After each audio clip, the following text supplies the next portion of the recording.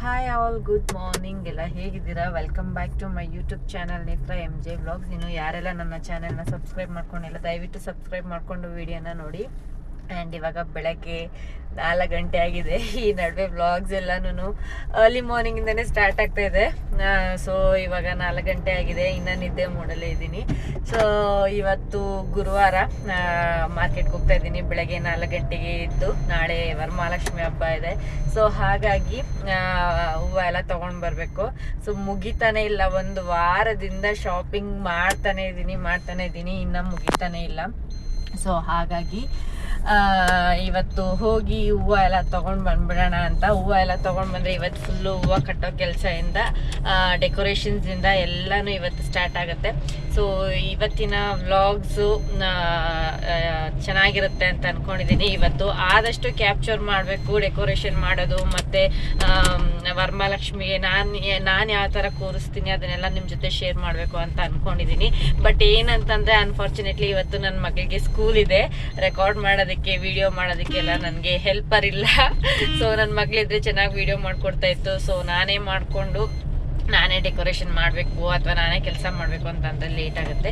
So ಹಾಗಾಗಿ ಆದಷ್ಟು capture ಮಾಡಬೇಕು ಅಂತ ಅಂದ್ಕೊಂಡಿದ್ದೀನಿ. ಸೊ ಯಾರೆಲ್ಲ ಇನ್ನು ನನ್ನ ಯೂಟ್ಯೂಬ್ ಚಾನಲ್ನ ಸಬ್ಸ್ಕ್ರೈಬ್ ಮಾಡ್ಕೊಂಡಿಲ್ಲ, ಸಬ್ಸ್ಕ್ರೈಬ್ ಮಾಡ್ಕೊಂಡು ವಿಡಿಯೋನ ನೋಡಿ. ಸೊ ಬನ್ನಿ ಸ್ಟಾರ್ಟ್ ಮಾಡೋಣ. ಈ ಮಳೆ ಬಂದಿದೆ. ಬೆಳಗ್ಗೆ ನಾನು ಎದ್ದಿದ ತಕ್ಷಣ ಫುಲ್ ಜೋರು ಮಳೆ, 3 ಗಂಟೆಯಿಂದನೇ ಸಿಕ್ಕಾಪಟ್ಟೆ ಮಳೆ. ಆ್ಯಂಡ್ ನೆಲ ಎಲ್ಲ ಫುಲ್ ಒದ್ದೆ ಆಗಿ ಕುಲ್ ಮಾರ್ಕೆಟ್ ಹೆಂಗಿರುತ್ತೆ ಏನು ನನಗೆ ಗೊತ್ತಿಲ್ಲ. ನಾನು ನನ್ನ ಹಸ್ಬೆಂಡ್ಗೆ ಹೇಳಿದೆ ವೆಡ್ನೆಸ್ಡೇನೇ ಹೋಗಿ ತೊಗೊಂಬಂದ್ಬಿಡೋಣ ಅಂತ. ಬಟ್ ಅವರು ಇಲ್ಲ, ಫ್ರೆಶ್ ಆಗಿರಲ್ಲ ಹೂವು ಅಂತ ಅಂದ್ಬಿಟ್ಟು ಇವತ್ತು ಹೋಗೋಣ ಅಂತ ಅಂದರು. ನಾನು ಅವತ್ತೇ ಮಳೆ ಬರುತ್ತೆ ಅಂತ ಕೂಡ ಹೇಳಿದ್ದೆ. ಸೊ ಇವತ್ತು ಮಳೆ ಬಂದಿದೆ. ಸೊ ಮಳೆಯಲ್ಲಿ ಹೆಂಗಿರುತ್ತೆ ಏನು ಗೊತ್ತಿಲ್ಲ, ಸಿಕ್ಕಾಪಟ್ಟೆ ಮಳೆ ಬಂತು ಮಾತ್ರ. 1 hour ಇವಾಗಲೂ ಲೈಟಾಗಿ ಬೀಳ್ತಾ ಇದೆ. ಸೊ ಬನ್ನಿ ಏನೆಲ್ಲ ಆಗುತ್ತೆ ನೋಡೋಣ. 4:45ಗೆ ಎಷ್ಟು ಗಾಡಿಗಳು, ಎಲ್ಲ ದೊಡ್ಡ ಗಾಡಿ. ಇವತ್ತು ಏನೋ ಹಬ್ಬಕ್ಕೆ ಎಷ್ಟು ಜನ ಬರ್ತಾರೆ ಅಂತ ನೋಡ್ಬೇಕು. ಈ ಮಳೆ ಇದ್ರೂ ಶಾಪಿಂಗ್ಗಳು ಮಾಡೋದಕ್ಕೆ ನಮ್ಮ ಲೇಡೀಸ್ಗೆ ಏನು ಕಡಿಮೆ ಇಲ್ಲ. ಮಳೆ ಜಾಸ್ತಿ ಆಯಿತು ಮತ್ತೆ. ಇಷ್ಟೊತ್ತು ಮಳೆ ಸ್ವಲ್ಪ ಕಡಿಮೆ ಇತ್ತು, ಓಕೆ ಶಾಪಿಂಗ್ ಮಾಡ್ಬೋದು ಅಂದ್ಕೊಂಡೆ. ಬಟ್ ಇಲ್ಲಿ ಮಾರತಳ್ಳಿ ಹತ್ರ ಸಿಕ್ಕಾಪಟ್ಟೆ ಮಳೆ.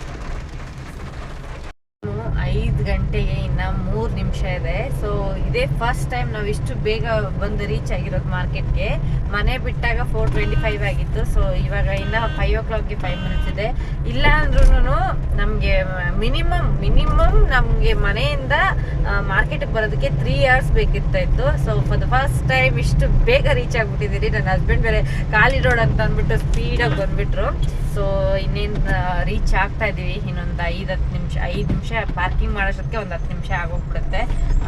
ಸೊ ಇವತ್ತು ಬೇಗ ಶಾಪಿಂಗ್ ಎಲ್ಲ ಮುಗಿಸ್ಕೊಂಡು ಬಿಫೋರ್ 9 o'clock ಒಳಗಡೆಗೆಲ್ಲ 9 ಗಂಟೆ ಅಷ್ಟೊತ್ತು ಮನೆಗೆ ಹೋಗ್ಬಿಡ್ಬೇಕು ಅಂತ ಅಂದ್ಕೊಂಡಿದ್ದೀನಿ. ನೋಡೋಣ, ಮಕ್ಕಳಿಗೆ ಪಾಪ ಏನು ಮಾಡಿಕೊಟ್ಟಿಲ್ಲ, ಸ್ಕೂಲ್ ಇದೆ ಅವ್ರಿಗೆ ಇವತ್ತು. ಅಕ್ಕನೇ ಇವತ್ತು ಫುಲ್ ಇನ್ಚಾರ್ಜ್ ಮಕ್ಕಳಿಗೆ. ಅವರೇ ಟಿಫನ್ ಎಲ್ಲ ಮಾಡಿ ತಂದುಕೊಡ್ತಾರೆ. ಹಾಗೆ ನನ್ನ ಮಗಳಿಗೆ ಜಡೆ ಎಲ್ಲ ಹಾಕೋದಕ್ಕೆಲ್ಲ ಹೇಳ್ಬಿಟ್ಟು ಬಂದಿದ್ದೀನಿ. ಸೊ ಅಕ್ಕ ಮಕ್ಕಳನ್ನ ಸ್ಕೂಲ್ಗೆ ಬಿಡ್ತಾರೆ. ಸೊ ಹಾಗಾಗಿ ಮಕ್ಕಳದ್ದು ಟೆನ್ಷನ್ ಇಲ್ಲ. ಅಕ್ಕ ಇಲ್ಲ ಅಂದಿದ್ರೆ ಮಕ್ಕಳನ್ನ ರಜಾ ಹಾಕ್ಸ್ಬಿಟ್ಟೆ ಕರ್ಕೊಂಡು ಬರ್ತಾ ಇದ್ದೆ. ಸೊ ಸುಮ್ಮನೆ ಬೇಡ, ಎಕ್ಸಾಮ್ಸ್ ಟೈಮು, ಮಂಡೆಯಿಂದ ಎಕ್ಸಾಮ್ ಬೇರೆ ಇದೆ. ಸೊ ಹಾಗಾಗಿ ಹೋಗ್ಲಿ ಅಂತ ಅಂದ್ಬಿಟ್ಟು ಬಿಟ್ಬಿಟ್ಟು ಬಂದಿದ್ದೀನಿ. ಇಷ್ಟೊತ್ತು ಹೇಳ್ದೆ ಅಲ್ಲ, ಬೇಗ ರೀಚ್ ಆದ್ವಿ ಅಂತ. ಇಲ್ಲಿ ನೋಡಿ, ಇಲ್ಲಿ ಟ್ರಾಫಿಕ್. ಮಾರ್ಕೆಟ್ ಹತ್ರ ಬಂದಿದ ತಕ್ಷಣ ಫುಲ್ ಟ್ರಾಫಿಕ್ಕು. ಆ್ಯಂಡ್ ಜನ ಹೆಂಗಿದ್ದಾರೆ ಅದು, ಇಲ್ಲಿಂದನೇ ಎಲ್ಲ ಬ್ಯಾಗ್ಗಳು ಎತ್ಕೊಂಡು ಹೋಗ್ತಾ ಇದ್ದಾರೆ. Full traffic. ಇಷ್ಟೊತ್ತು ನಾನು ಖಾಲಿ ರೋಡು ಅಂತ ಅನ್ಕೊಂಡು ಬಂದೆ. ಇವಾಗ ಫುಲ್ಲು ಟ್ರಾಫಿಕ್ಕು, ಗಾಡಿನೇ ಮೂವ್ ಆಗ್ತಾ ಇಲ್ಲ. ಇವತ್ತು ಬೆಳಗ್ಗೆನೇ ಎದ್ದು 3 ಗಂಟೆಗೆ ತಲೆ ಸ್ನಾನ ಮಾಡೋದಕ್ಕೆ ನಿದ್ದೆ ಬೇರೆ ಒಂದು ಕಡೆಯಿಂದ ಬರ್ತಾ ಇದೆ.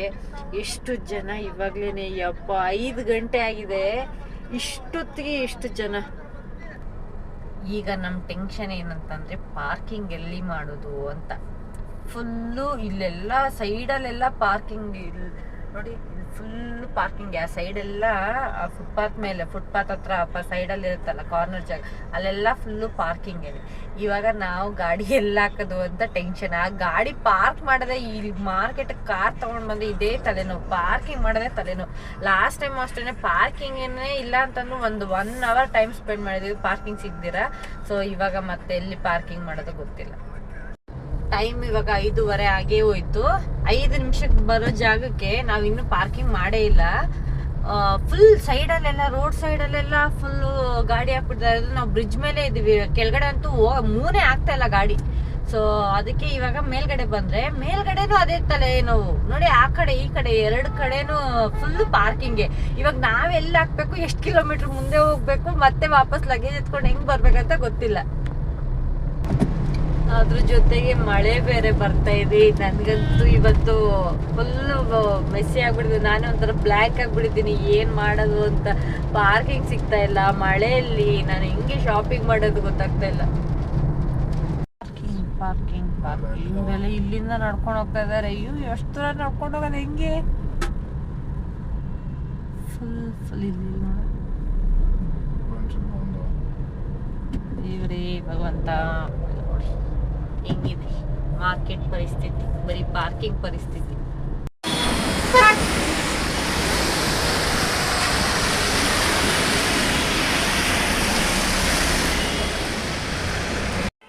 ಬೆಳಗ್ಗೆ 5:15 ನೋಡಿ ಎಷ್ಟು ಟ್ರಾಫಿಕ್ಕು, ಹೆಂಗೆ ತುಂಬಿಕೊಂಡಿದೆ ಮಾರ್ಕೆಟು. ಸಿಕ್ಕಾಪಟ್ಟೆ ಜನ ಇದ್ದಾರೆ.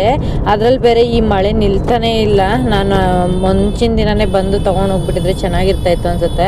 ಬಟ್ ಏನೋ ಅಂದ್ಕೊಂಡು ಬಂದೆ, ಇಲ್ಲಿ ನೋಡಿದ್ರೆ ಏನೇನೋ ಆಗೋಗಿದೆ.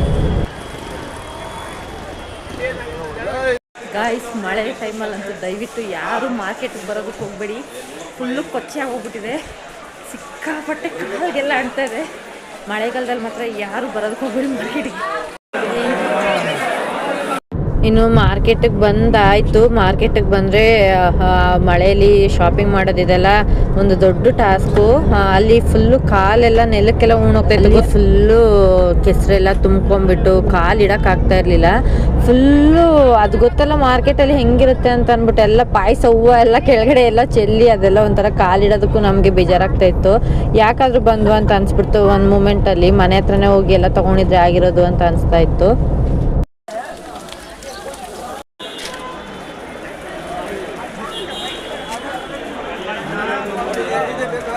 ಇನ್ನು ಮಾರ್ಕೆಟಲ್ಲಿ ನಾನೇನು ಜಾಸ್ತಿಯಾಗಿ ಮನೆಗೆಲ್ಲ ಏನು ತೊಗೊಳ್ಳಿಲ್ಲ. ಬರೀ ಡೆಕೋರೇಷನ್ ಫ್ಲವರ್ಸ್ ಬೇಕಿತ್ತು. ಸೊ ಅದನ್ನು ಮಾತ್ರ ತೊಗೊಂಡ್ವಿ. ಹೂವಿನ ರೇಟ್ ಅಂತೂ ಮಾತಾಡ್ಸೋಕ್ಕಾಗ್ತಾ ಇರಲಿಲ್ಲ. ಬಟ್ ಲಾಸ್ಟ್ ಇಯರ್ ಕಂಪೇರ್ ಮಾಡಿದ್ರೆ ಈ ಇಯರು ಸ್ವಲ್ಪ ರೇಟ್ ಕಡಿಮೆನೇ ಇತ್ತು. ಲಾಸ್ಟ್ ಇಯರು 1 kg ಮಲ್ಲಿಗೆ ಹೂವು ಬಂದು 2000 ಇತ್ತು. ಈ ಸಲ 1200 ಇತ್ತು. ಸೊ ನಾವು ಏನು ಡೆಕೋರೇಷನ್ಗೆ ನೆಸೆಸಿಟಿ ಇದೆಯೋ ಆ ಫ್ಲವರ್ಸು ಮತ್ತು ಈ ಸೇವಂತಿಗೆ ಅಂತ ಮಾತ್ರ ಫ್ಲವರ್ಸ್ ಮಾತ್ರ ತೊಗೊಂಡ್ವಿ. ಹಾಗೆ ದೇವ್ರಿಗೆ ಮಲ್ಲಿಗೆ ಹೂವು ಮತ್ತು ತಾರೆ ಹೂವು ಎಲ್ಲ ಬೇಕಿತ್ವಲ್ಲ, ಅದೆಲ್ಲ ತೊಗೊಂಡ್ವಿ. ಇನ್ನು ತೊಗೊಂಡೆಲ್ಲ ಆದಮೇಲೆ ಅಲ್ಲಿಂದ ಟಾಸ್ಕ್ ಅಂದರೆ ಹೊರಗಡೆ ಬರೋದು, ಮಾರ್ಕೆಟಿಂದ ಹೊರಗಡೆ ಬರೋದು. ಹಂಗೋ ಹಿಂಗೋ ಮಾಡಿ ಕೊನೆಗೆ ಮಾರ್ಕೆಟಿಂದ ಹೊರಗಡೆ ಬಂದ್ವಿ. ಆ್ಯಂಡ್ ನನ್ನ ಹಸ್ಬೆಂಡು ಕಾರ್ ಪಾರ್ಕಿಂಗ್ ಮೇಲ್ಗಡೆ ನಾವು ಬ್ರಿಡ್ಜ್ ಮೇಲೆ ಮಾಡಿದ್ವಲ್ಲ, ಸೊ ಅಲ್ಲಿಂದ ಗಾಡಿ ತೊಗೊಂಬರೋದಕ್ಕೆ ಹೋದ್ರು. ನಾನು ಅವ್ರಿಗೆ ವೆಯ್ಟ್ ಮಾಡ್ತಾ ಇದ್ದೀನಿ. ಫೈನಲಿ ಮಾರ್ಕೆಟಿಂದ ಶಾಪಿಂಗ್ ಮುಗೀತು. ಇವಾಗ ಟೈಮು 7:15 ಆಯಿತು. ಸೊ ನೋಡಿ, ಹಿಂದ್ಗಡೆ ಎಲ್ಲ ಇಟ್ಬಿಟ್ಟಿದ್ದೀನಿ, ಕೆಳಗಡೆ ಹಿಂದ್ಗಡೆ ಡಿಕ್ಕಿಯಲ್ಲಿ ಎಲ್ಲ ಕಡೆ ಇಟ್ಬಿಟ್ಟಿದ್ದೀನಿ. ಸೊ ಫ್ಲವರ್ಸ್ ಎಲ್ಲ ತೊಗೊಂಡಿದ್ದಾಯಿತು. ಯಪ್ಪ, ಮಳೆ ಬರೋದಕ್ಕೂ ಅಲ್ಲಿ ಆಗಿರೋ ಅವಸ್ಥೆಗೂ ಹೋಗ್ಬೇಕಾದ್ರೆ ಫ್ರೆಶ್ ಆಗಿದೆ, ಬರಬೇಕಾದ್ರೆ ಫುಲ್ಲು ಡಲ್ ಆಗಿಬಿಟ್ಟಿದ್ದೀನಿ. ಪಾಪ ನಾನೇನು ಜಾಸ್ತಿ ತೊಗೊಂಡಿಲ್ಲ. ನನ್ನ ಹಸ್ಬೆಂಡ್ ಪಾಪ ಎತ್ಕೊಳಕ್ಕಾಗಿಲ್ಲ. ಪಾರ್ಕಿಂಗ್ ಬೇರೆ 2 ಕಿಲೋಮೀಟ್ರ್ ಹಿಂದೆ ನಿಲ್ಸಿದ್ವಿ. ಮತ್ತು ಅವರೆಲ್ಲ ಇಲ್ಲಿ ತೊಗೊಂಬಂದು ಇಟ್ಬಿಟ್ಟು ಮತ್ತೆ ಹೋಗಿ ಗಾಡಿ ತೊಗೊಂಡು ಬಂದಿದ್ದು. ಸೊ ಅವಾಗ್ಲೂ ಇನ್ನೂ ಸ್ವಲ್ಪ ಬೇಕು. ಇಲ್ಲಿ ನಿಜವಾಗ್ಲೂ ತೊಗೊಳೋದಕ್ಕಾಗಲ್ಲ, ಇಷ್ಟು ಜಾಮು. ಒಬ್ರ ಮೇಲೆ ಒಬ್ರು ಬಿದ್ದು. ಮಾರ್ಕೆಟ್ಗೆ ಮಳೆ ಟೈಮಲ್ಲಿ ಬರೋಕ್ಕೆ ಹೋಗ್ಬಾರ್ದು ಸೀರಿಯಸ್ಲಿ. ಅಟ್ಲೀಸ್ಟ್ ನಾರ್ಮಲ್ ಟೈಮಲ್ಲೇ ಹಂಗಿರುತ್ತೆ, ಮಳೆ ಟೈಮಲ್ಲಿ ಲೆಕ್ಕ ಹಾಕೊಳ್ಳಿ ಹಿಂಗಿರುತ್ತೆ ಅಂತ ಅಂದ್ಬಿಟ್ಟು. ಸೊ ಹಂಗೋ ಹಿಂಗೋ ಒಂದಷ್ಟು ಮಾತ್ರಕ್ಕೆ ಏನು ಪ್ರಾಬ್ಲಮ್ ಅಂದರೆ ಮನೆ ಹತ್ರನೇ ತೊಗೋಬೋದು. ಹೇಗೋ ಇವತ್ತು ಥರ್ಸ್ಡೇ ಮಾರ್ಕೆಟ್ ಇರುತ್ತೆ, ನಮ್ಮ ಮನೆ ಹತ್ರ ಎಲ್ಲ ಸಂತೆ ಇರುತ್ತೆ, ತೊಗೋಬೋದು. ಎಲ್ಲ ಚೆನ್ನಾಗಿರುತ್ತೆ, ಫ್ರೆಶ್ ಆಗೇ ಇರುತ್ತೆ ಹೂವು ಎಲ್ಲ. ಡೆಕೋರೇಷನ್ ಫ್ಲವರ್ಸ್ ಸಿಗಲ್ಲ.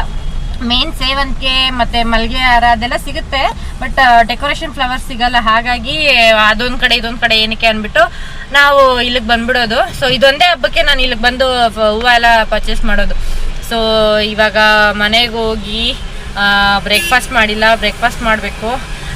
ಮತ್ತು ಮನೆ ಕ್ಲೀನ್ ಇನ್ನೊಂದ್ಸಲ ಸ್ಟಾರ್ಟ್ ಮಾಡಬೇಕು. ಇವಾಗ ಮನೆಯಿಂದ ಫೋನ್ ಬಂದಿತ್ತು. ನನ್ನ ಮಗ ಡ್ರಾಮಾ ಸ್ಟಾರ್ಟ್ ಮಾಡ್ಕೊಂಡಿದ್ದಾನೆ, ಸ್ಕೂಲ್ಗೆ ಹೋಗಲ್ಲ ಅಂತ ಅಂದ್ಬಿಟ್ಟು. ಹೊಟ್ಟೆ ನೋವು, ವಾಮಿಟ್ ಬರ್ತಾಯಿದೆ ಅಂತ ಸುಮ್ಮನೆ ಡ್ರಾಮಾ ಮಾಡ್ತಾಯಿದ್ದಾನೆ. ಮೊನ್ನೆ ಕೂಡ ಅಷ್ಟೇ, ನಿನ್ನೆ ಒಂದೇ ದಿನ ಸ್ಕೂಲ್ಗೆ ಹೋಗಿದ್ದು. ಮೊನ್ನೆ ಕೂಡ ಹಂಗೇನೆ ಹೊಟ್ಟೆ ನೋವು ಅಂತ ಅಂದ್ಬಿಟ್ಟು ಸ್ಕೂಲ್ ಹತ್ರ ಹೋಗ್ಬಿಟ್ಟು ವಾಪಸ್ ಬಂದಿದ್ದಾನೆ.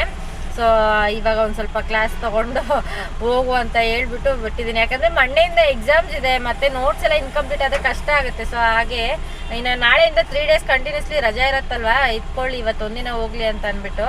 ಸೊ ಇವಾಗ ನಾವು ಹೊರಟಿದ್ದೀವಿ ಮನೆಗೆ. ಹೋಗ್ತಾ ಬ್ರೇಕ್ಫಾಸ್ಟ್ ಏನಾದರೂ ಮಾಡ್ಕೊಂಡು ಹೋಗ್ತೀವಿ. ಮಕ್ಕಳಿಗೆಲ್ಲ ಅಕ್ಕ ಮಾಡ್ಕೊಂಬಂದು ತಂದು ಕೊಟ್ಟಿದ್ದಾರೆ. ಸೊ ರೆಡಿ ಮಾಡಿ ಅವ್ರು ಕರ್ಕೊಂಡು ಹೋಗ್ತಾರೆ. ಆ್ಯಂಡ್ ಇವತ್ತಂತೂ ಫುಲ್ ನೈಟ್ ಜಾಗರಣೆ, ನಿದ್ದೆ ಇರಲ್ಲ, ಫುಲ್ ಬ್ಯುಸಿ.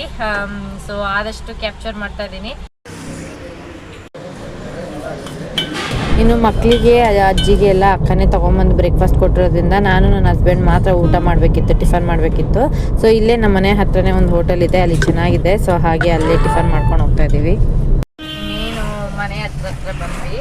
ಸೊ ಬ್ರೇಕ್ಫಾಸ್ಟ್ ಮಾಡಿದ್ದಿಲ್ಲ ಅಲ್ಲ, ಸೊ ಮನೆಯಲ್ಲಿ ಏನು ಮಾಡಿಲ್ಲ ನಾನು. ಸೊ ಹಾಗಾಗಿ ಅಜ್ಜಿಗೆ ಬಿಸಿಬೇಳೆಭಾತ್ ಈ ಹೋಟೆಲ್ದು ಇಷ್ಟ. ಸೊ ಹಾಗಾಗಿ ಅಜ್ಜಿಗೆ ಪಾರ್ಸೆಲ್ ತೊಗೊಂಡು ನಾವೆಲ್ಲ ಬ್ರೇಕ್ಫಾಸ್ಟ್ ಮಾಡಿ ಮನೆ ಹತ್ರ ಹೋಗ್ತಾ ಇದ್ದೀವಿ. ಸೊ ಮನೆಗೆ ಹೋದ್ಮೇಲೆ ಸಿಕ್ಕಾಪಟ್ಟೆ ಕೆಲಸ ಇದೆ. ಸೊ ಅದನ್ನು ನೆಕ್ಸ್ಟ್ ವ್ಲಾಗಲ್ಲಿ ಅಪ್ಲೋಡ್ ಮಾಡ್ತೀನಿ. ಇವತ್ತಿನ ಈ ವ್ಲಾಗ್ನ ನಾನು ಇಲ್ಲಿಗೆ ಎಂಡ್ ಮಾಡ್ತಾ ಇದ್ದೀನಿ. ತುಂಬ ಲೆಂತಿ ಆದರೆ ನಿಮಗೆ ಬೋರ್ ಹೊಡೆದ್ಬಿಡುತ್ತೆ. ಸೊ ಹಾಗೆ ನೆಕ್ಸ್ಟ್ ವಿಡಿಯೋದಲ್ಲಿ ಕಂಟಿನ್ಯೂ ಆಗುತ್ತೆ. ಈ ವ್ಲಾಗ್ ಇಷ್ಟ ಆದರೆ ಲೈಕ್, ಶೇರ್, ಕಮೆಂಟ್ ಹಾಗೆ ಸಬ್ಸ್ಕ್ರೈಬ್ ಮಾಡೋದನ್ನು ಮರಿಬೇಡಿ. ಮುಂದಿನ ವ್ಲಾಗ್ ಜೊತೆ ಸಿಗ್ತೀನಿ. ಅಲ್ಲಿವರೆಗೂ take care, bye. Thank you for watching.